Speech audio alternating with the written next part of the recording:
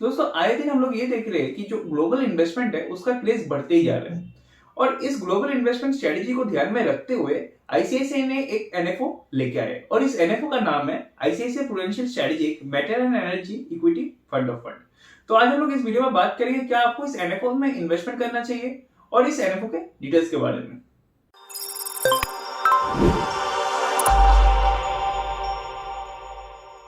तो जैसे कि मैंने आपको बताया कि इंडियन इन्वेस्टर्स जो है वो ग्लोबली इन्वेस्ट कर रहे हैं, तो कहां पे वो लोग इन्वेस्टमेंट कर रहे हैं, तो पहले हम लोग उसको देख लेते हैं।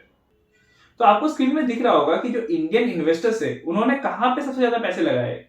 तो ग्लोबली यूएस में जो यूएस स्पेसिफिक स्कीम्स है, यूएस फोकस्ड फंड्स है, उनमें सबसे ज्यादा पैसे इंडियन इन्वेस्टर्स ने लगाए हैं, followed by global. And also आप देखोगे कि चाइना में भी काफी हद तक पैसा लगा हुआ है इंडियन इन्वेस्टर्स का।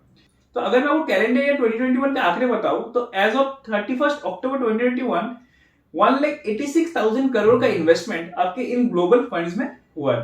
तो इन्वेस्टर्स क्यों ग्लोबल स्कीम्स में इन्वेस्टमेंट करना चाहते हैं? तो इसके पीछे तीन रीजन है। तो पहला रीजन जो है कि इन्वेस्टर जो ग्लोबल थीम्स है उनमें इन्वेस्टमेंट करना चाहते हैं। तो अगर आप मार्केट कैपिटलाइजेशन को देखोगे वर्ल्ड के, तो उसमें इंडिया का हिस्सा सिर्फ 3% है। अगर आप इंडिया के बियॉन्ड इन्वेस्टमेंट करोगे तो आपको उन बड़ी बड़ी कंपनीज में इन्वेस्टमेंट करने का मौका मिल जाता है।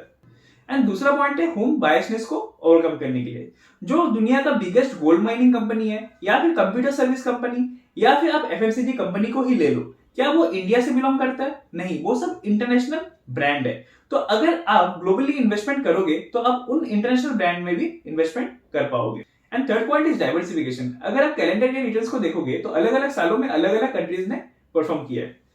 तो अगर आप ग्लोबल स्कीम्स में इन्वेस्टमेंट करोगे तो आपको डाइवर्सिफिकेशन बेनिफिट मिलेगा।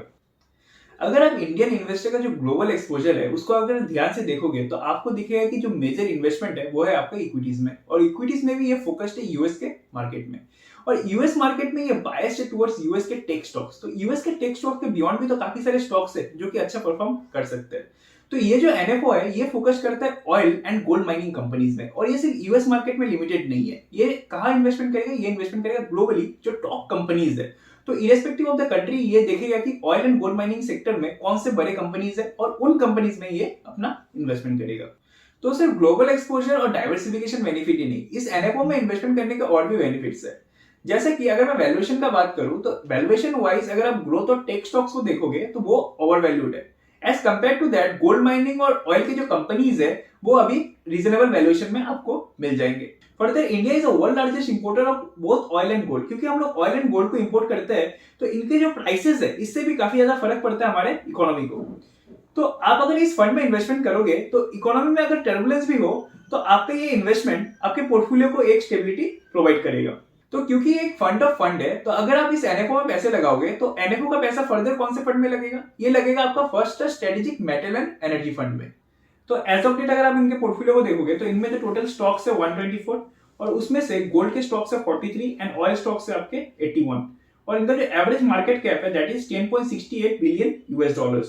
तो इनके अगर आप टॉप 20 होल्डिंग्स को देखोगे तो उसमें आपको Chevron Corp, ConocoPhillips, Exxon Mobil, Newmont Corp जैसे बड़ी बड़ी कंपनीज देखने को मिलेंगे। एंड कंट्री वाइज अगर आप एक्सपोजर देखोगे तो यूनाइटेड स्टेट में सबसे हाईएस्ट एक्सपोजर है, followed by Canada and Australia. अब बात करते हैं परफॉर्मेंस की। अगर आप परफॉर्मेंस को देखो तो कैलेंडर ईयर 2020 में इसने रिटर्न दिया 12.97% and in 2019 it gave a return of 27.67%। And on a longer duration अगर आप इसको कंपेयर करते हो ऑयल स्टॉक्स या फिर गोल्ड स्टॉक्स या फिर equal weightage in oil and gold stocks को, तो सारे केसेस में इसने बेटर परफॉर्म किया और सबसे ज्यादा रिटर्न दिया। तो दोस्तों आपको इस डिस्कशन से ये तो पता चल गया होगा कि इस एनएफओ में इन्वेस्टमेंट करने के काफी सारे बेनिफिट्स है। अभी हम लोग बात करते हैं इस एनएफओ के डिटेल्स के बारे में।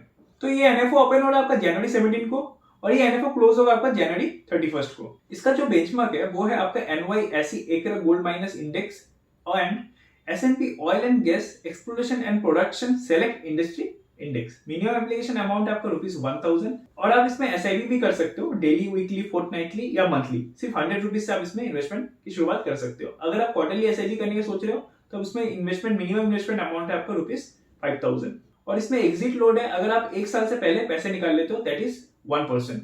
और जहां तक टैक्सेशन का सवाल है इसको टैक्स किया जाएगा डेट म्यूचुअल फंड के हिसाब से। और इनके जो फंड मैनेजर है वो है मिस प्रियंका खंडेलवाल। तो दोस्तों अगर आप एक एग्रेसिव इन्वेस्टर हो और अपने पोर्टफोलियो में ग्लोबल एक्सपोजर लेना चाहते हो तब आप इस एनएफओ में इन्वेस्टमेंट कर सकते हो। मैंने आपको एनएफओ के डिटेल्स के बारे में बताया। अगर अभी भी आपके मन में कोई क्वेरीज है तो आप उसे कमेंट कर सकते हो। अगर आपको ये वीडियो अच्छा लगा तो उसे जरूर लाइक करिए, शेयर करिए अपने दोस्तों के साथ और हमारे चैनल को डेफिनेटली सब्सक्राइब करिए।